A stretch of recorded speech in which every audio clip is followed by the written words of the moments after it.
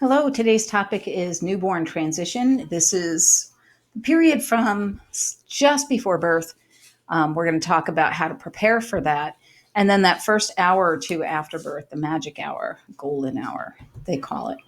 And just a few key concepts for the first time in that baby's life. They have to learn to be a newborn and not a fetus. That means that they have to breathe and they're new at it.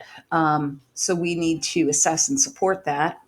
They need to maintain a stable temperature, and they've never had to do that before because mom was doing it for them. And they have to maintain a supply of glucose. And we're going to talk about all the things we can do to promote and support those things and assessments we need to make sure it's going well. Um, these are the immediate needs that we're going to take care of in the initial period. Check your warmer. That happens before the baby's born. We want to be ready in case we need to be. Hopefully, we won't. Hopefully, your baby will fall into the 90% of them that go straight to skin contact and transition nicely. But sometimes you have some badly behaved babies, and you need to help them breathe. And that means that you have to be ready for resuscitation.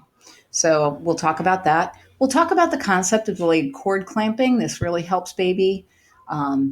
Drying the infant and stimulating gently is the first step when we have a newborn before the cord is clamped and cut. We're going to make sure that we give it some incentive to start breathing and crying. And we're going to make sure that that airway is patent.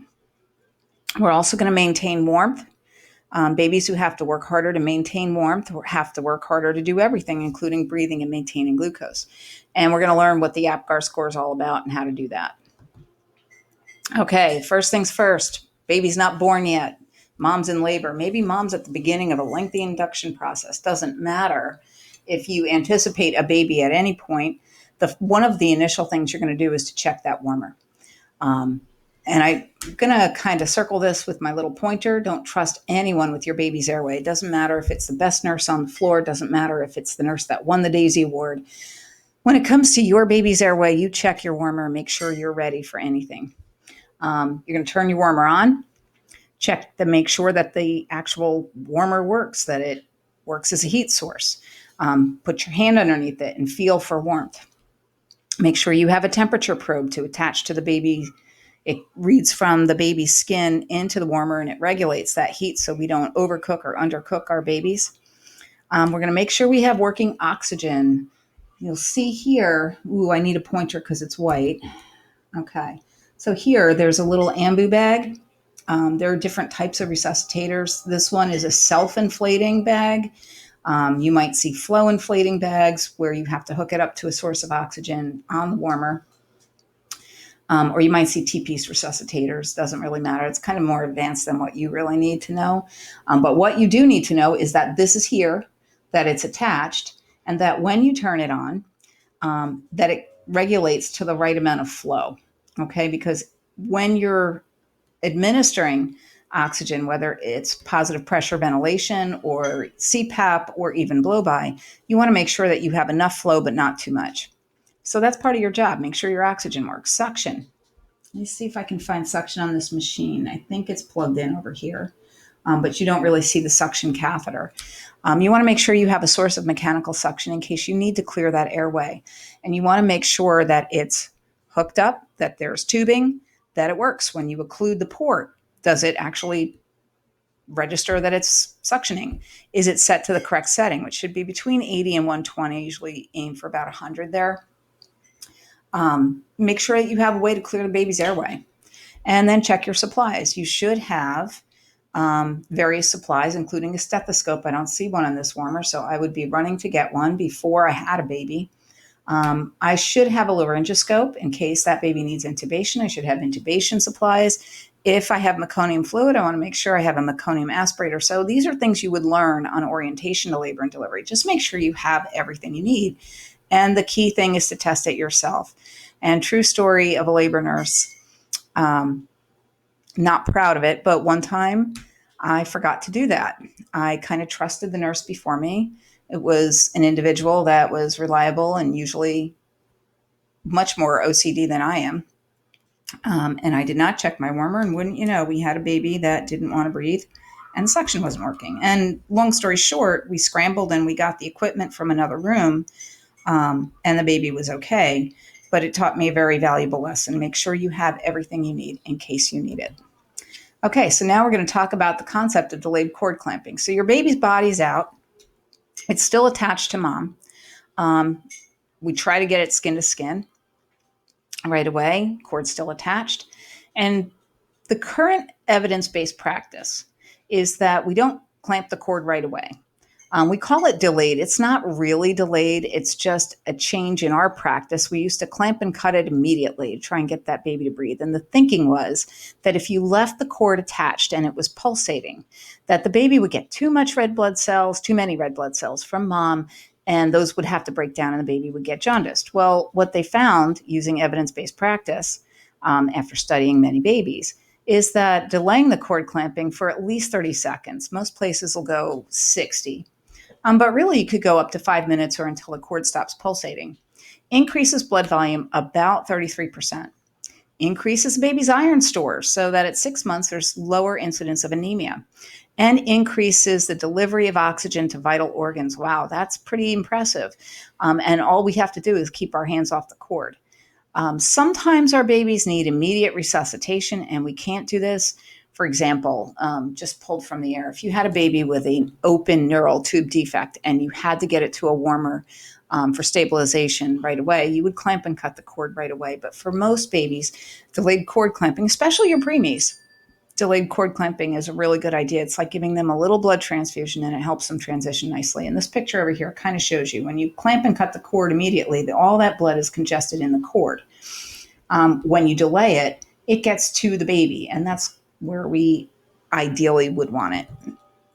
Okay, and the next thing you're going to do, your baby is delivered and on the mom, we are going to dry it, because a wet baby is a cold baby, and a cold baby has to use more energy to stay warm than it does to breathe. So we don't want that. Plus, the stimulation stimulates that first breath. So we're going to dry that baby with a warmed blanket while it's on mom's chest or abdomen. And that prevents the heat loss, as I said, from evaporation. We're going to learn about the 4 mechanisms of heat loss in a newborn. It stimulates the baby's first breath. You don't have to rub them like really vigorously. You just have to, dry them. But it does promote that lusty cry, and that clears away the secretions. And that's usually all a baby really needs to get started in life. Just that gentle drying and stimulation. So maintaining a patent airway is also part of our job as nurses.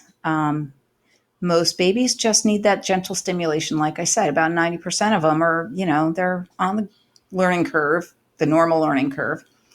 But some of them have secretions that block the airway. And I'm going to touch on the concept of meconium stained fluid. So there's a pretty good percentage of babies that will have their first bowel movement while they're in utero.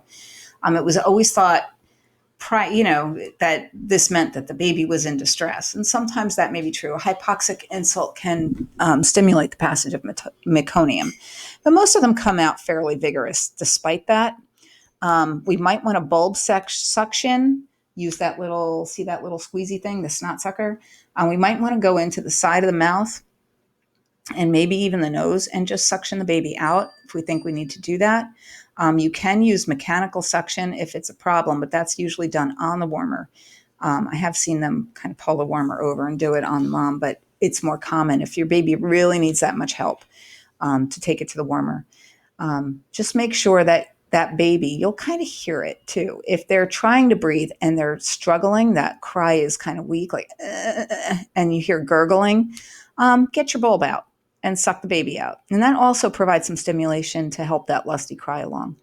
But we're going to really carefully watch those babies with meconium stained fluid. Practice change, we used to do endotracheal suctioning. They would very briefly intubate the baby and suck below the cords to see if meconium had gotten into the lungs. It's no longer indicated because the risk does not outweigh the benefits of doing that. If they're vigorous, generally speaking, that bulb suction is enough with meconium fluid. If they are not vigorous, then they need to go to the warmer and be resuscitated by a NICU team. If you have no breathing or the breathing is ineffective, like gasping breathing or weak, irregular, grunty kind of cry, you're going to take it to the warmer and you're going to ventilate with a bag valve mask.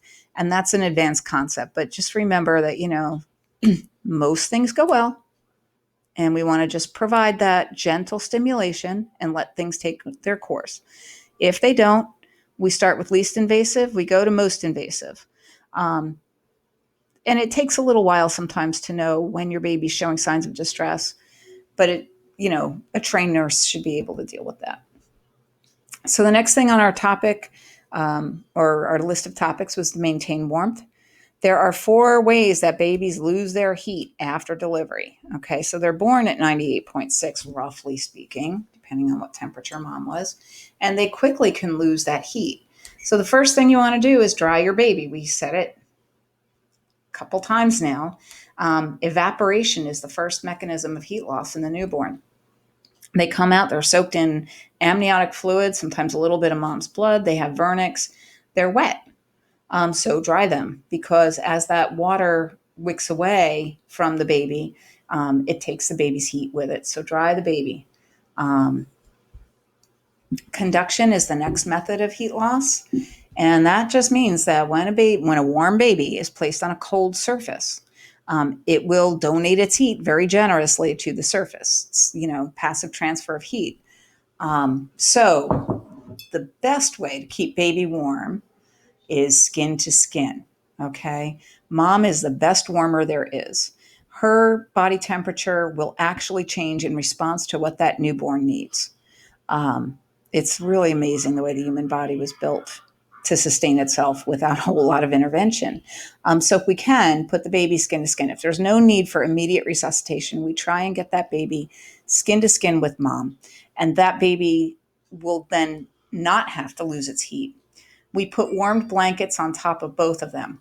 If you need to go to the warmer, it's really important to have that warmer turned on before the baby comes out, and to make sure there are warm blankets underneath it. If you put that baby on a cold blanket, it's just going to get colder. So conduction is our second mechanism. Then there's radiation. Radiation means that a naked baby will donate its heat to room temperature, which is 70, whatever the room is, 72 to 76 degrees, ideally. If it's lower than that, it's going to lose its heat even faster. So we want to make sure that that baby's covered. If it's with mom or in the room somewhere. The head is the biggest surface area, so make sure that you have a hat ready before your baby's out. Those little knit caps that we have, it's one of the things that you always have ready when your baby comes out. And you're going to cover the baby with blankets after you put it skin to skin on mom, and they should be warmed blankets, as we already mentioned. And that's going to keep the baby from radiating its heat all through the air. Now, as the baby gets a little older, they don't get clothed right away. That waits until we're ready to transfer mom to postpartum if we're in a hospital setting. But you want to keep the baby dressed. And the rule of thumb is you dress them in one more layer than what you're wearing. So if you're comfortable in shirt, pants, baby needs to be wearing that t-shirt. Maybe I turn t-shirts upside down to make pants all the time. And then a couple receiving blankets would be fine. And then the last thing we want to make sure is to prevent heat loss from radiation. Whenever we're going to have the baby, like in an examining situation or resuscitation situation, that we have that radiant warmer. Now, one thing to remember with the radiant warmer will only warm the outside of things. So if you dress your baby or you cover your baby with a blanket, and you'll see fathers try to do this a lot, the blanket will get nice and warm, but the baby won't, because the radiant warmer will only heat the outside of that blanket. It's not going to put heat on the baby. People get, I think, nervous seeing the baby naked. And you have to kind of, this is one of those things where it's like, it's okay, Dad, and show them, put their hand underneath it and say, it's a heat lamp. It's keeping your baby warm, but it only works if the baby's naked. So that's how you prevent heat loss from radiation. And the last thing is convection.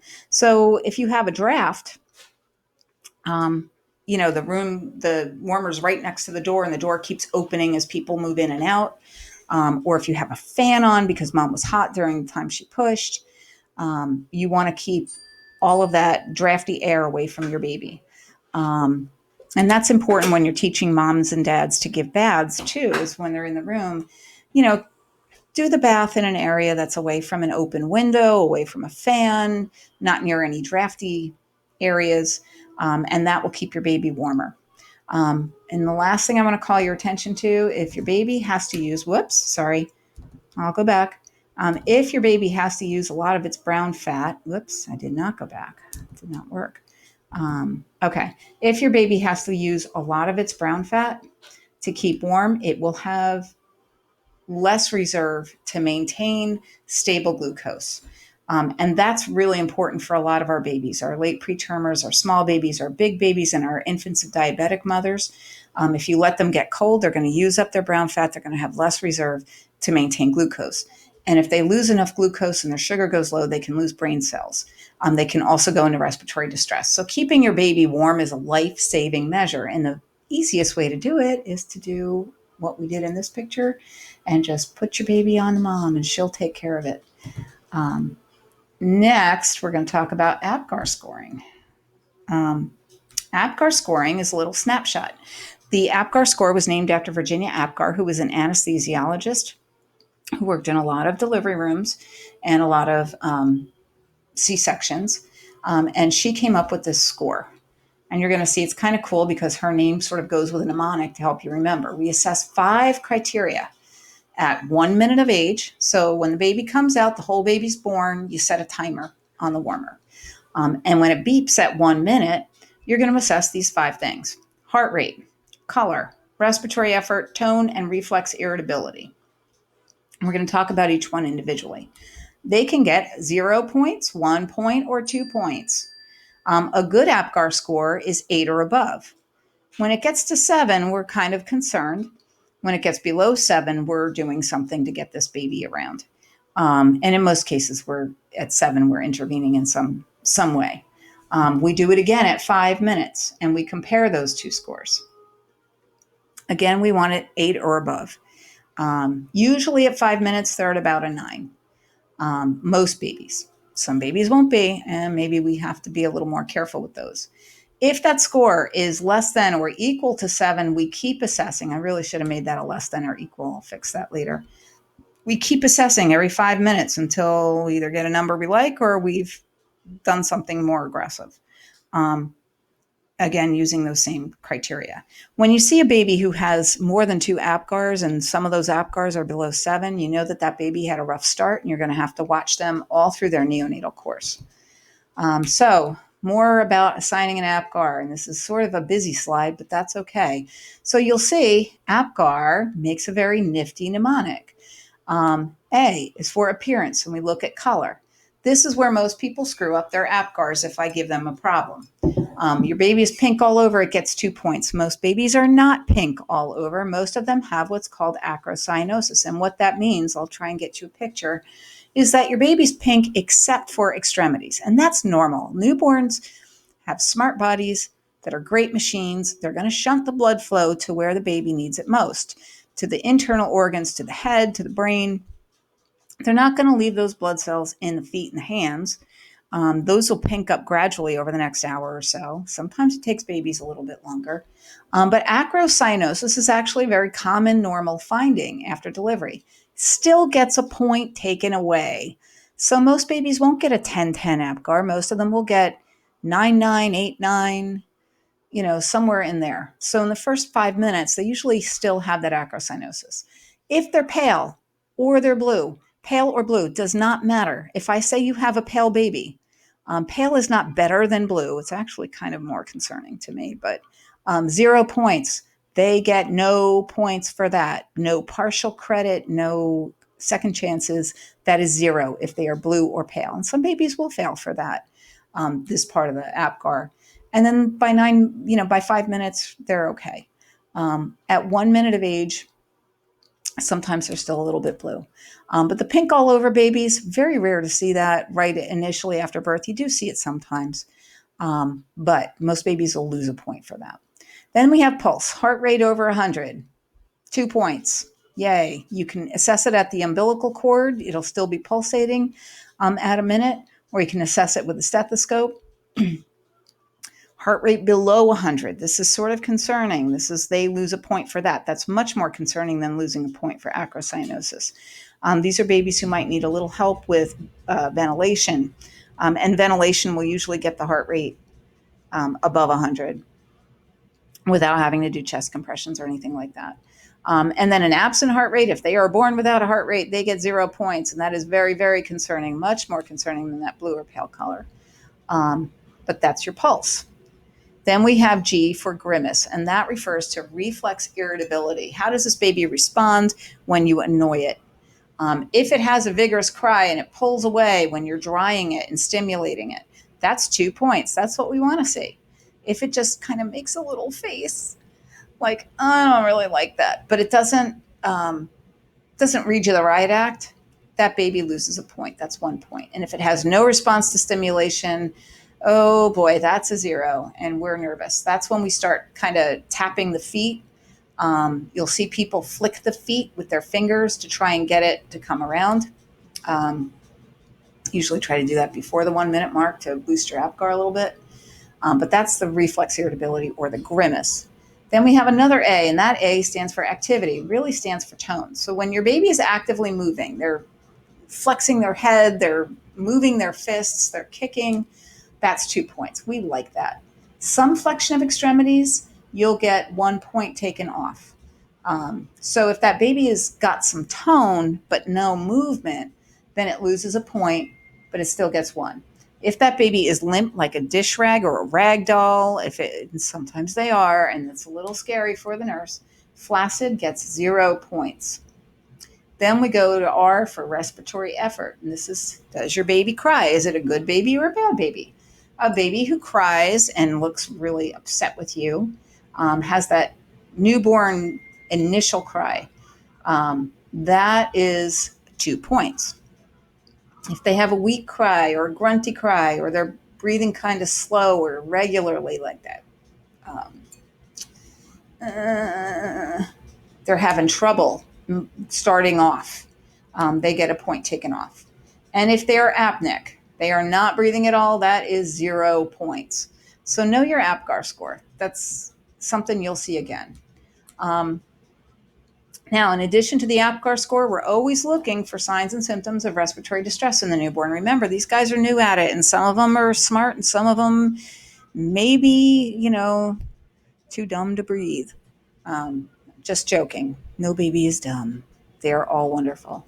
But the signs can be kind of subtle, and this is sort of when I get, I sound like I'm a real hard teacher when I'm in clinical, and I say, okay, so we're looking for signs and symptoms of respiratory distress. What would you see? And I'll hear a student say something like labored breathing. And I go, okay, well, what does that look like in a newborn? Because it's not the same in an adult. They're not going to say, I can't breathe. They're not going to get that sudden anxiety that you would see in an adult patient. They're going to do different things. So one of the things they do is they'll try and get more air. They're obligatory nose breathers. They're going to flare their nostrils. It's really subtle, but you have to look for it. It's usually about the first sign. And they're tachypnic. They're breathing fast. Fast for a newborn is way faster than it is in an adult. We look for more than 60. Right after birth, to be a little bit in the 60s, over 60, could be common, but it's somebody you want to watch. But if you see tachypnea in a baby, I've seen babies with respirations that are almost too fast to count. They're like 90 to 100. That's a sign of distress. That baby's trying to take in faster breaths to compensate for the fact that it's not getting enough oxygen. Grunting. Grunting is, sometimes you'll hear parents go, oh, what a funny cry. And it sounds like, I'm going to play a little video. It's about 20 seconds long for you in a second. But that grunting is like nature's CPAP. It's like the baby's trying to force more air down deep. And then we have substernal retractions. That's like accessory muscles. They don't use sternocleidomasto muscles like an adult would. They don't gasp for breath necessarily. But what you will see is pulling at the rib cage. And you're going to see that in the picture. And then there's seesaw respirations where the baby sort of has this weird pattern where they should be belly breathers, but they're kind of pulling at the chest and then it goes down to the abdomen. That's called seesaw respirations. And that would also be a sign of respiratory distress. If you see these, you need to intervene. So we're going to play the video now. Oops. Oh, that always happens. I'm so sorry. But I know you love me anyway. So let's try and play that video. There we go.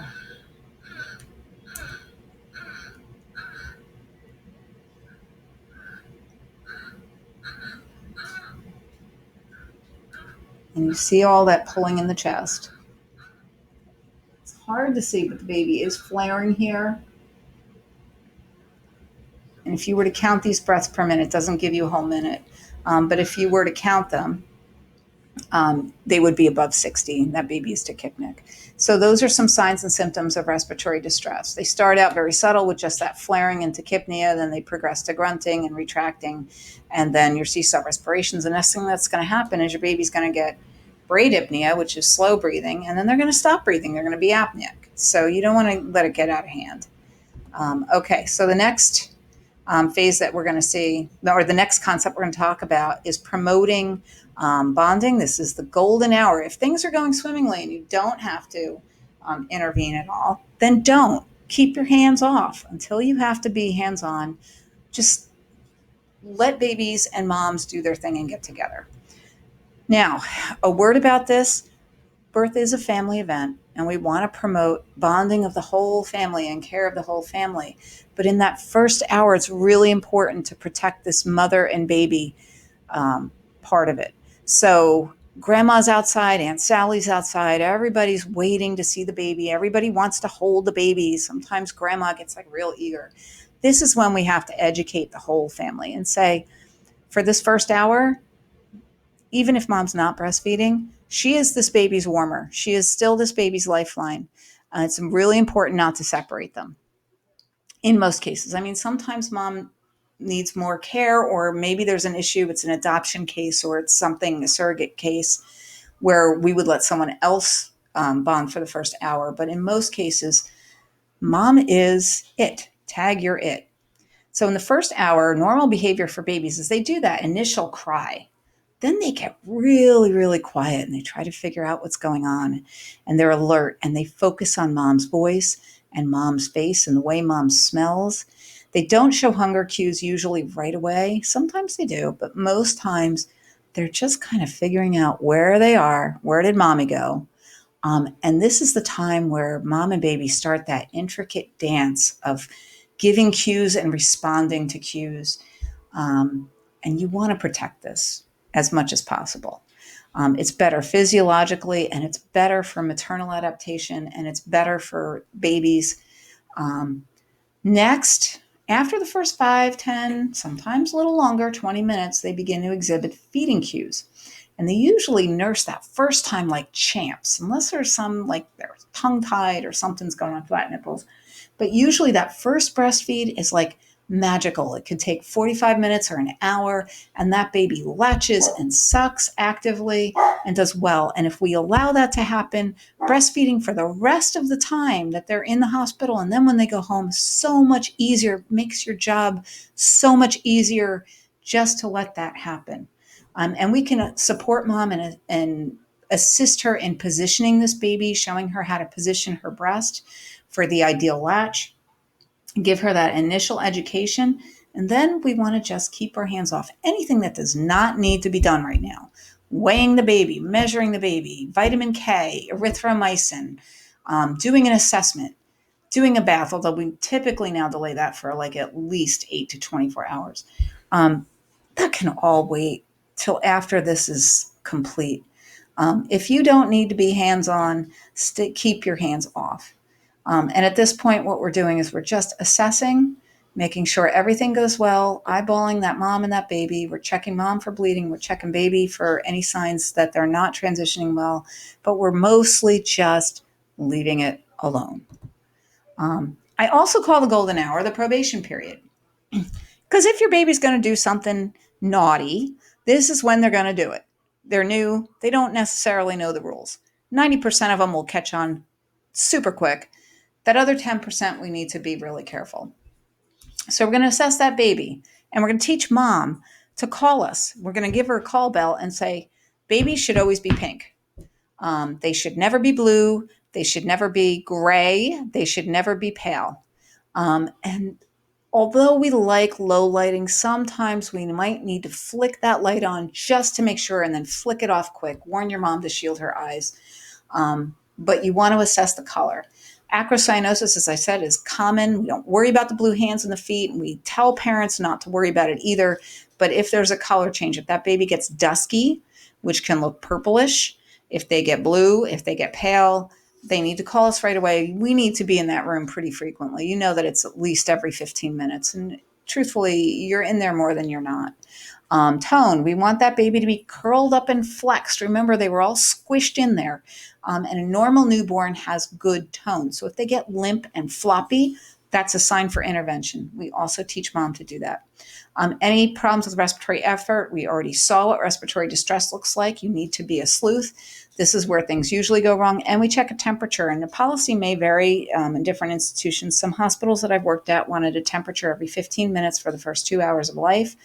Where I work at currently, we have what's called RAP scoring, and it's an evidence-based tool. We check the temperature every half an hour for the first 2 hours. And we want that temperature to be between 36.5 and 37.5 Celsius. And that's where we want it.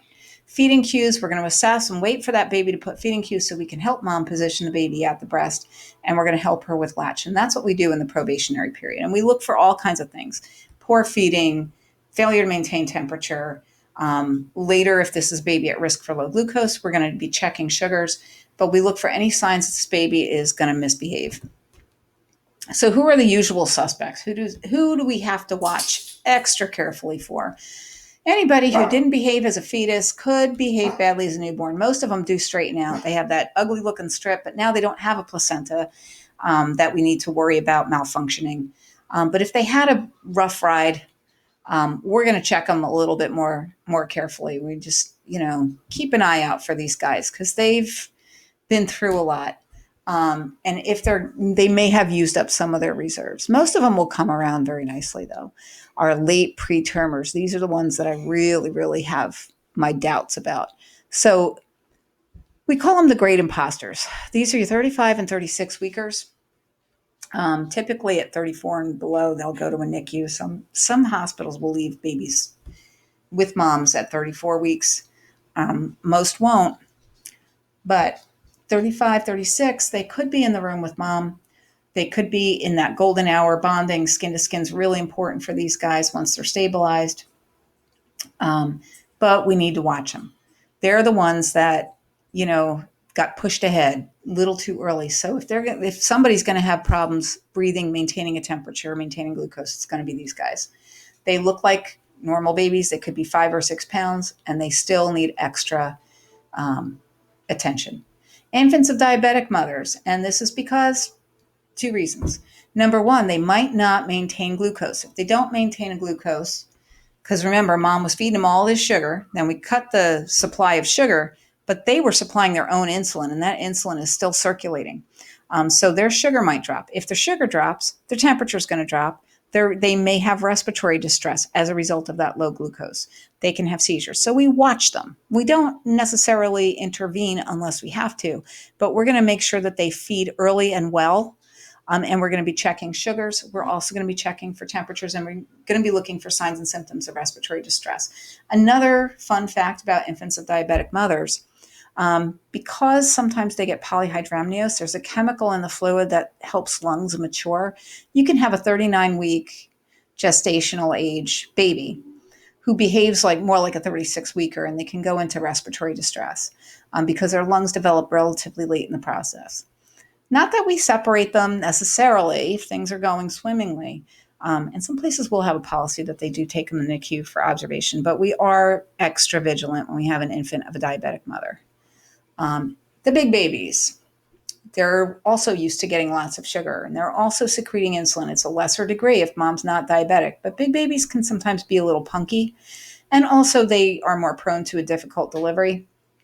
Our small babies, our SGA babies, these babies were already compromised, and they prioritized maintaining vital functions over growing. So they're already sort of at risk and behind the curve. They may not have a lot of brown fat, reserve. So we're going to be extra careful with them. And anybody who had a difficult delivery may have used up some of their reserves because of the stress of that delivery. So be careful with your babies who were shoulder dystocia. Be careful with your babies who were prolonged second stage. Be careful with your forceps. Be careful with your vacuums. We're also going to be careful with our C-section babies. They don't get that vaginal Heimlich where they're squeezed through the birth canal and they lose some of that fluid. So sometimes they have a little extra fluid.